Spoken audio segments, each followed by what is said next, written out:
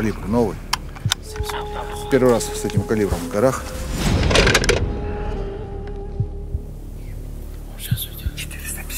453. Попал. Все. Еще, да, еще.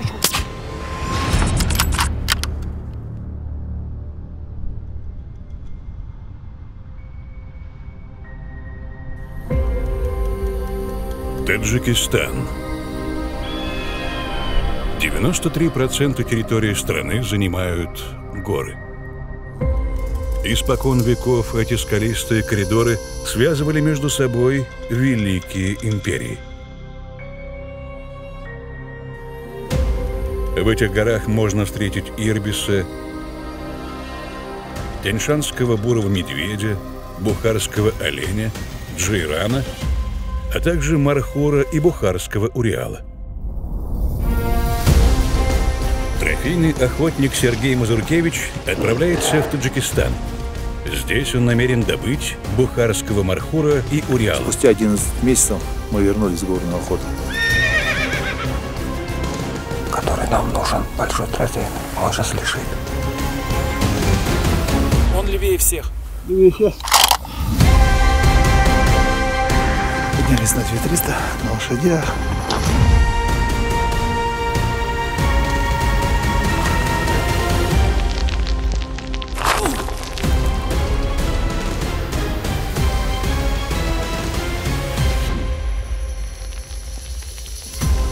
Трофейная охота в Таджикистане.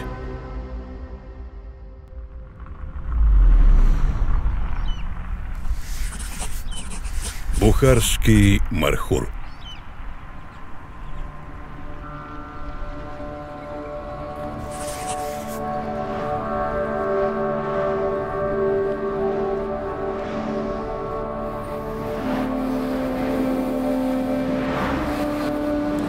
Таджикистан. 4-й раз в этой гостеприимной стране. Сегодня заночуем в Душанбе. На этот раз мы не будем устраивать марафон. Спокойно прибудем, отдохнем, позавтракаем, погуляем, пообедаем и выдвинемся в охот хозяйства на базу. Так, свежо. Температура где-то около 10 градусов, по ощущениям. Сейчас едем в отель, отдыхаем. Завтра утром культурная программа, обед. После этого выезжаем в хозяйство. Утро следующего дня начинается с посещения одной из самых главных достопримечательностей Таджикистана – древнего города Гиссар. Гиссар был одним из городов Великого Шелкового пути. Этот город был столицей обширного региона, начиная от Тирмиза в Узбекистане до Памира в Таджикистане. Гиссар был свидетелем возникновения и падения многих империй на протяжении 3000 лет. Само слово «Гиссар» означает «крепость, окруженное место». Она находится на стратегической точке. Сам город же находился вокруг Гиссарской крепости и тоже был окружен стеной. Длиной 10 километров, шириной 5, высотой 8 метров. В 19 веке Гиссар входит в состав Российской империи. И тогда часть современного Узбекистана и Таджикистана стали одной страной – Бухарский эмират. Бухара была основной столицей, Гиссар – восточной. Основной центр, экономический, политический, культурный центр был город Гиссар. А Душанбе, наша столица, это одна из деревень Гиссара в свое время. То есть в переводе Душанбе это понедельник, рынок, где по понедельникам торговали.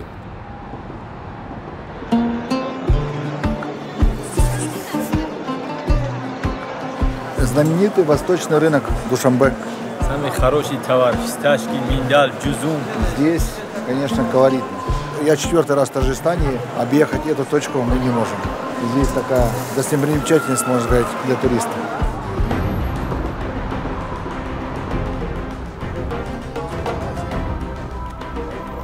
Над площадью Независимости возвышается историко-культурный комплекс Истиклол.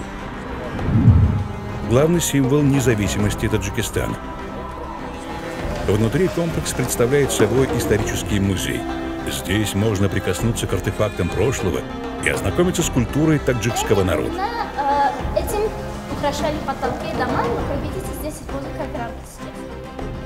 не хватает герба Екатеринбурга. Наверное, в следующем году добавить. Место есть. На 14-м этаже комплекса со смотровой площадки открывается лучший вид на Душанбе.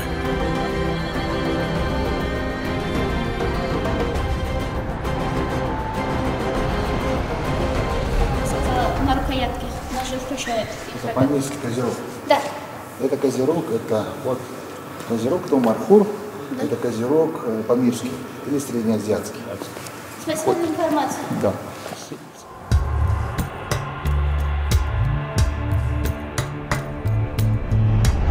Отдохнув и перекусив, охотники выдвигаются в горы.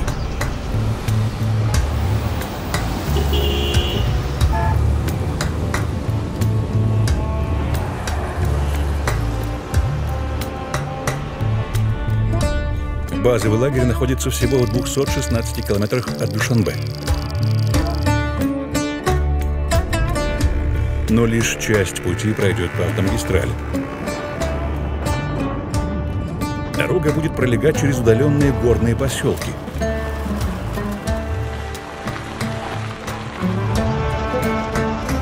В итоге на базу команда попадет уже после захода солнца.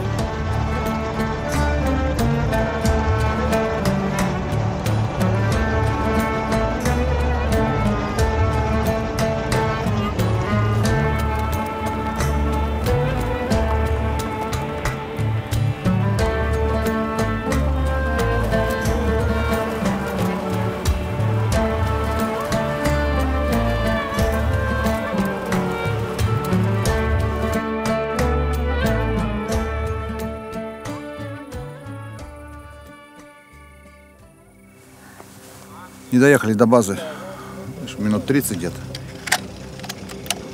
Расчет на то, что с вечера лучше пристрелять, потому что рано утром идем уже на охоту. Нет, не здесь. Вот левый квадрат красный. Калибр новый. Из-за этого хочу проверить угол наклона, корректность просчета метеостанции и калькулятора. Однозначно должно быть все нормально, но лучше проверить, чтобы быть уверенным.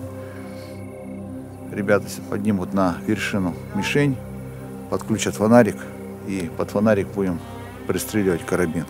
Так мы еще карабин не проверяли в горах. Главное, чтобы угол был все. Мне просто один момент проверить угол, остальное все нормально. 399. Первый раз с этим калибром в горах. 300 норма Магнум. Достаточно много охотился на лося, на косулю. Это все было на равнине. Завтра предстоит охота на мархура. Соответственно, охота довольно ответственная. Все, они спрятали их там, да? Да. С учетом того, что вес винтовки остался прежним, а калибр все-таки 300 норма Магнум, он полегче, отдача меньше, отскок меньше. Естественно, цель не теряется. Всегда надо что-то пробовать новое. Это хорошо, что неудобное положение. Чем лучше мы сегодня проведем пристрелку, тем лучше и увереннее будем завтра. Все, пусть несут сюда. Тем результативнее будет охота. Не понял. Результат неудовлетворительный. Вот эти два выстрела было, да, первые? Вот эти два. Возможно, причина в ошибке Второй, расчетов. это третий. Это третий. Да. Ого. Похоже, пристрелка винтовки под свет фонаря была не лучшей идеей. 5, 6. 6. Завтра нужно будет проверить оружие еще раз. Утро вечера мудренее. Спустя 40 минут команда прибывает на базу. Пойдемте наверх. Это самый настоящий охотничий особняк. С 2 этажами, множеством комнат и продуманной инфраструктурой. Хорошая база. Ну, вообще хорошо. Вроде все просчитано, я уже ехал, посчитал, не должно быть. Мне кажется, что это вот искажение света, может быть. Если завтра будет где-нибудь возможность в камень стрельнуть, не надо ничего, просто камень стрельнуть. Ну тогда оценишь туда подальше, чтобы Чуть-чуть, не спугнуть Да, животных, чуть-чуть да. прикидываем. Гостеприимство – одна из главных черт таджикской культуры. Хорошо, завтра должны быть лошади, на лошадях поднимемся. Но это все зависит от зверей, где они будут находиться. И после этого принимаем решение, то ли подниматься, или спускаться, или направо, налево. Игоря только что спустились с гор. Перед предстоящей охотой им была проведена детальная разведка.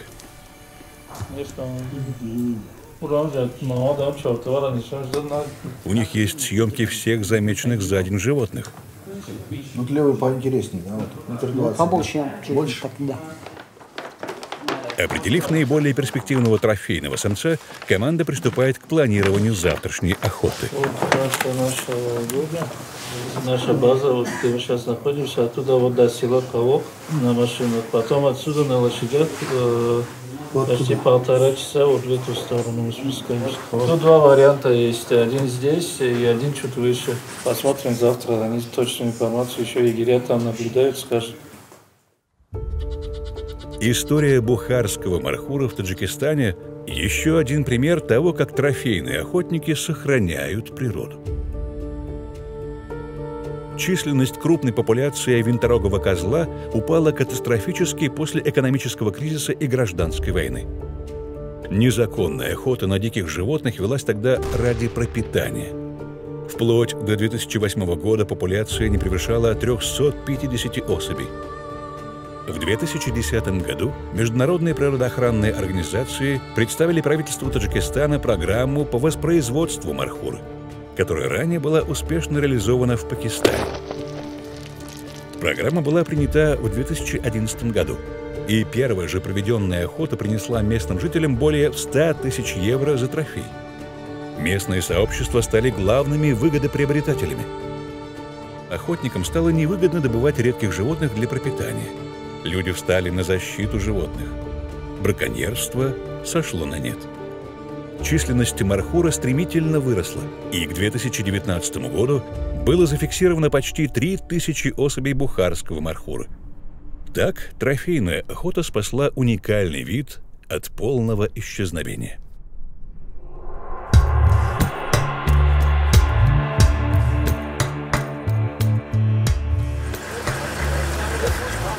Первый день охоты на бухарского мархура. Мы вчера прибыли, заночевали. Не совсем доволен пристрелкой оружия, проверкой. Предположение, что все-таки подсветка фонариком сместила цель. Сейчас проверим, убедимся. Разведка показала, что достаточно далеко в другой стороне охотхозяйства находятся мархуры. Соответственно, мы никак не помешаем им одним-двумя выстрелами. Пусть прячется там за это, потому что пуля может от камня отлететь. Практика стрельбы под крутым углом поможет лучше понять баллистику нового калибра и позволит избежать ошибок при расчете корректировок. Не выходит пусть. Пусть не выходит. Направо.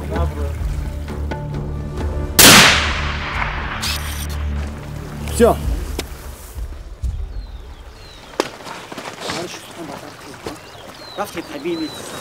500 метров. Проверили карабин. Угол наклона был плюс 11. Немножко угол наклона не скорректировал и ветер. Потом скорректировал по цели. 500 метров второй выстрел попало. То есть карабин рабочий. Поехали на охоту.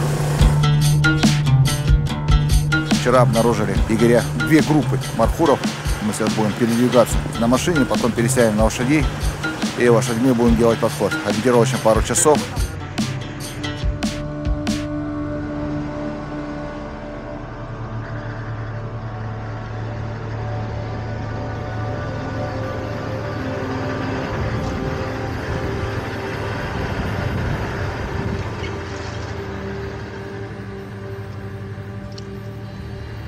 Добраться до мархуров будет непросто. Сначала придется преодолеть около 10 километров крутых спусков и подъемов на автомобиль. Далее команда пересядет на лошадей и проедет верхом еще около 6 километров.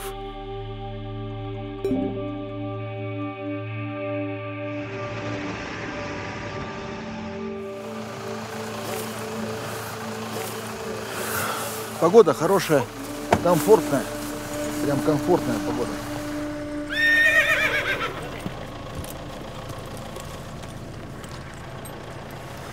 Сейчас, получается, на лошадях спустимся вниз и опять уже поднимемся вверх.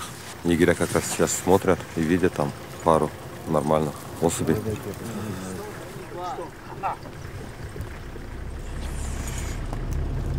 Охота на мархура сложна. Ее успех сильно зависит от физического состояния охотника. так как она проводится на высоте от 800 до 3000 метров над уровнем моря.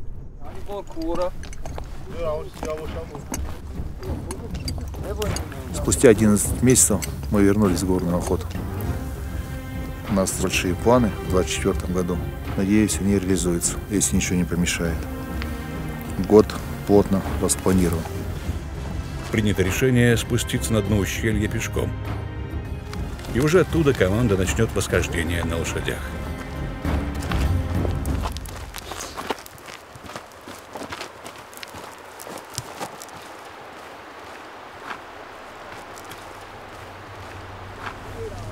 Chagane ina Irak, ina Memon daften ina ijda. No sha agun kas game gira bu.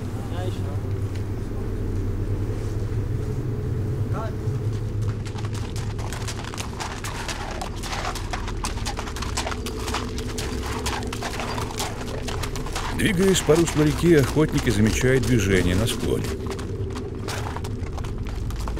Это кабаны. Организаторы утверждают, что в этих местах их очень много. Если останется время, можно будет на них поохотиться.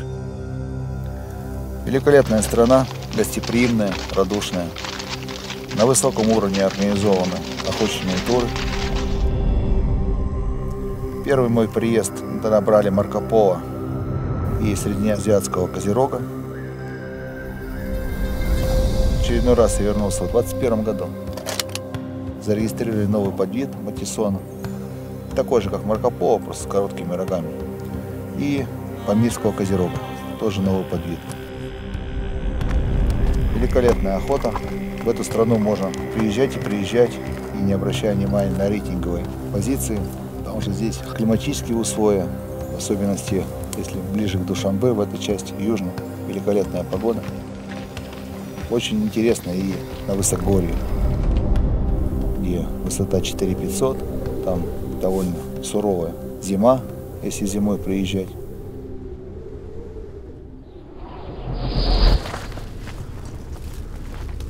Подниматься в горы на 4 чужих куда лучше, чем на своих двоих. Обманчивый характер местных гор может сыграть с чужаком злую шутку. Лошади же привычны к высоте, и на узкой горной тропе держится увереннее человек.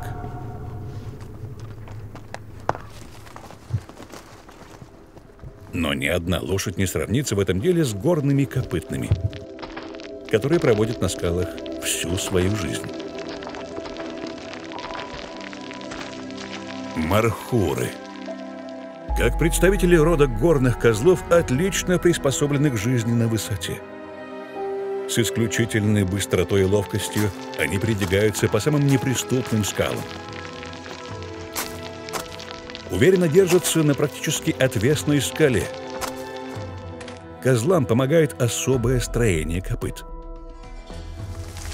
Их узкие, раздвоенные и твердые по контуру копыта в центре имеют мягкую подушечку, которая при ходьбе проваливается внутрь, позволяя существу цепляться за выступы твердой частью копыта. Их уникальные рога, закручивающиеся наподобие штопора, достигают длины 1,5 метра и более. Эти удивительные животные обитают на высотах от 500 до 3500 метров. Подъем на лошадях занял 1,5 часа. Поднялись на 2300, комфортно, на лошадях. Погода такая нежная. Пока все по-легкому. Мы сейчас чуть пешком походим, а там будет видно. Мы основную группу оставляем здесь. И малой группой будем передвигаться, делать подход. Все, двигаемся.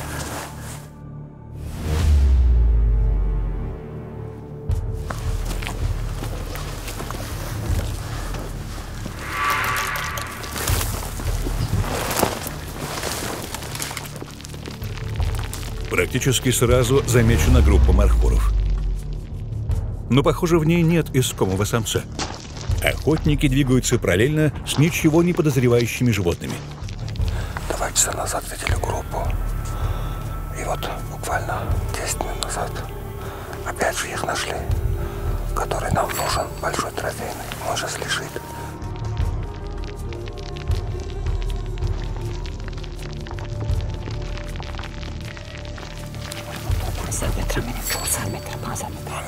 Там можем еще.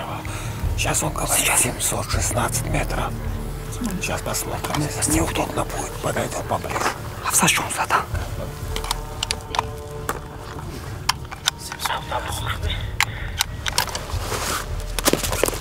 Мы сейчас пытаемся подобраться к нему. Надеемся, что все пройдет, как мы запланировали, и закончим в первый же день. Принято решение подойти поближе. На сегодня в таджикской популяции много трофейных самцов в возрасте от 7 лет.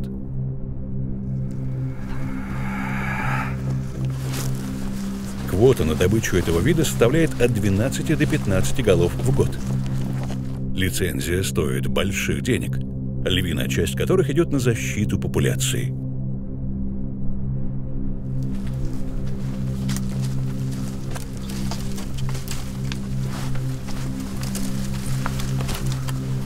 Сейчас, получается, ищем вот самых старых, трофейных.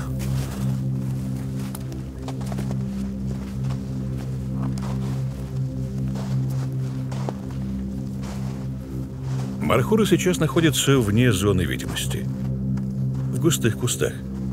Вот, которые нам нужны пока еще. Они внизу, они ничего не поднялись. Так что ждем пока. Все терпеливо ожидают.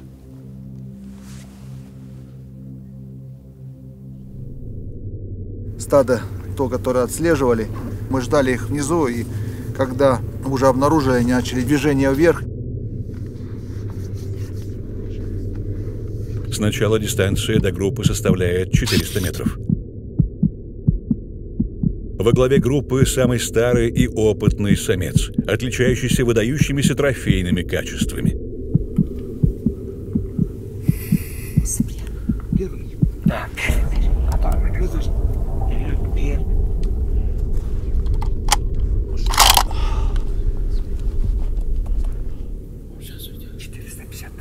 453. Мархуры, не останавливаясь, двигаются выше по склону.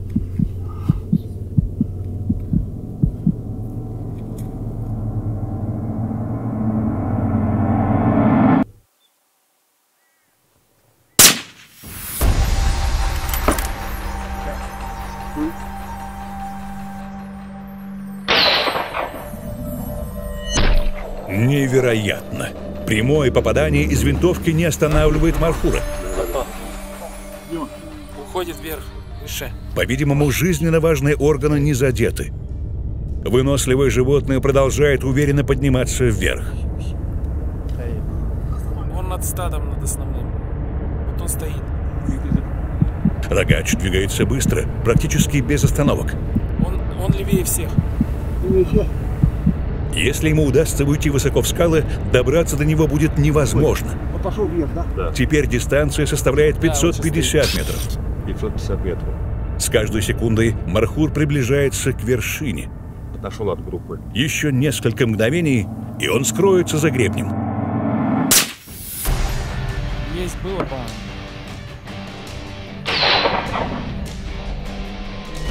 Вторая пуля приходит в заднюю часть. Всего в несколько прыжков самец добирается до вершины и скрывается за хребтом.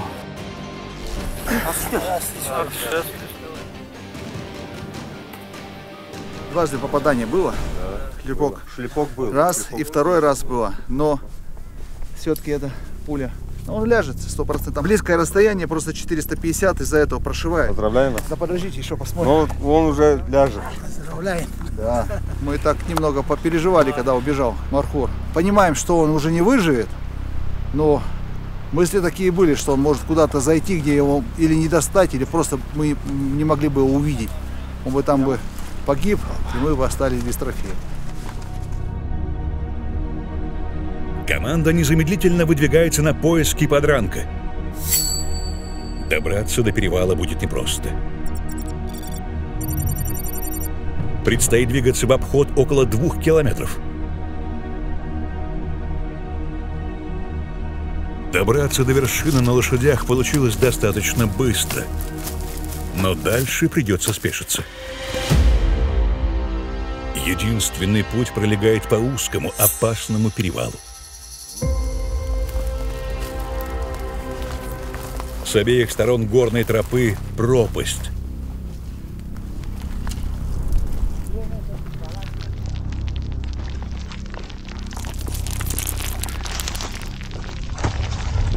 Ой, я пойду нормально.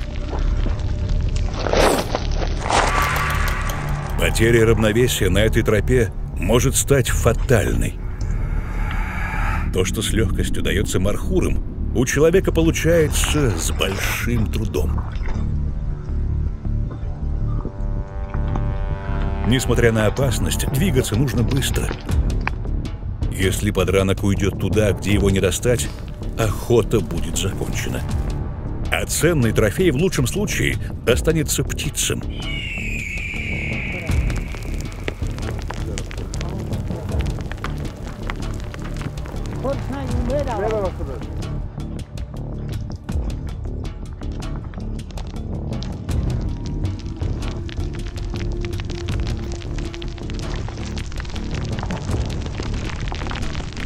Рельеф в местах обитания мархура очень сложен.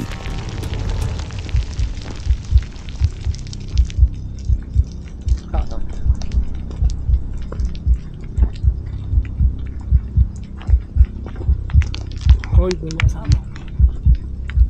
Ну, дальше.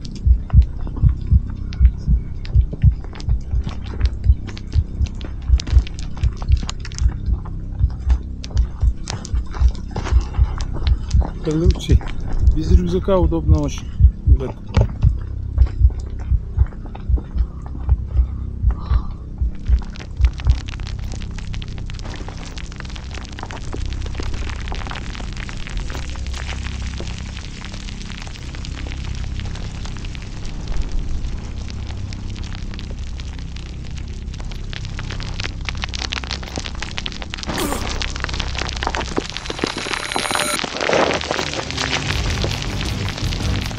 Ушедшие вперед егеря сообщают, что обнаружили мархура на карнизе отвесной скалы.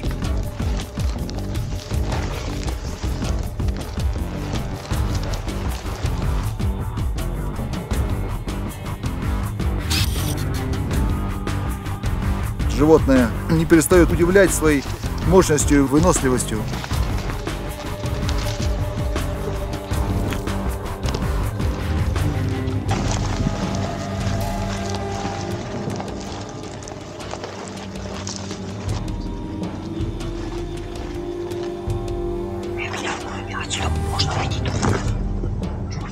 Сейчас нужно постараться добыть его так, чтобы он остался на месте. Он один там.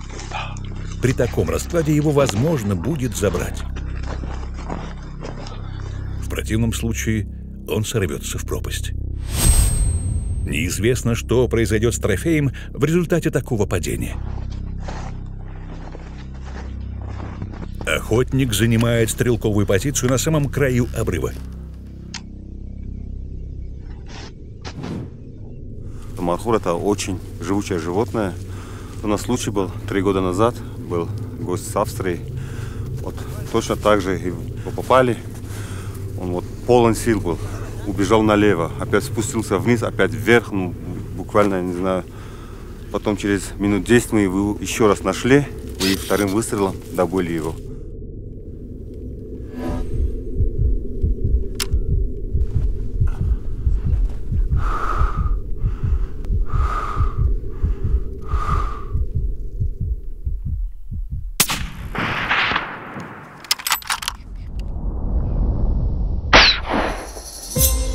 Мархур вскакивает и пытается уйти.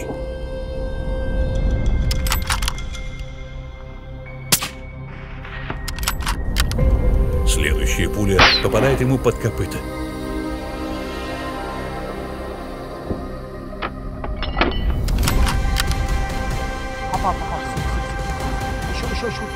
Еще чуть. Пытаясь предотвратить падение трофея, охотник совершает еще один выстрел. На мгновение кажется, что добытый трофей останется на месте. Однако осыпь камней срывает его в пропасть.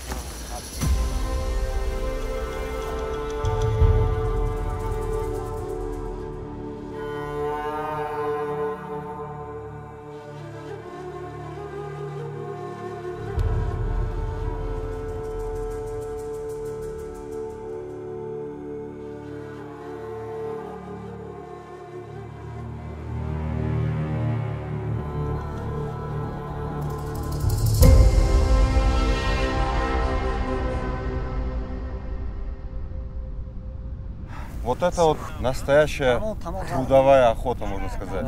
Можно еще раз? Может быть, там внизу он еще живой? Трофей бухарского мархура добыт. Сейчас, спасибо. Все, спасибо. Вам спасибо. Отлично. Был шикарный выстрел. Отлично. Вот, на самом деле трудовой мархур. Классика охоты. Подранок, Да. добрали подранка. Вот так же с лосем. Да. Просто этот калибр в чем приятно, нет отскока, и ты видишь цель.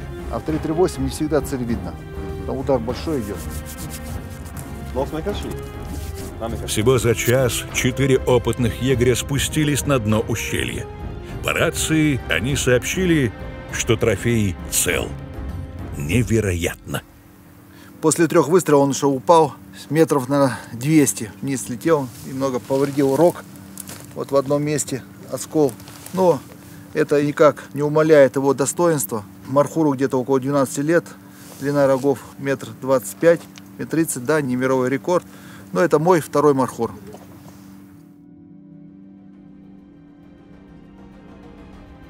Охота на бухарского мархура завершена. Но приключения в Таджикистане еще не заканчиваются. Впереди охота на бухарского уриала. Двигались на базу, увидели табун кабанов. Взяли 3. Слушай, такая охота тоже интересная, да? Этому зданию аналогов в мире нет. Это гордость таджикского народа. Ну и никак не отпускает это хозяйство мне. Выше было. Выше. Побежал вниз.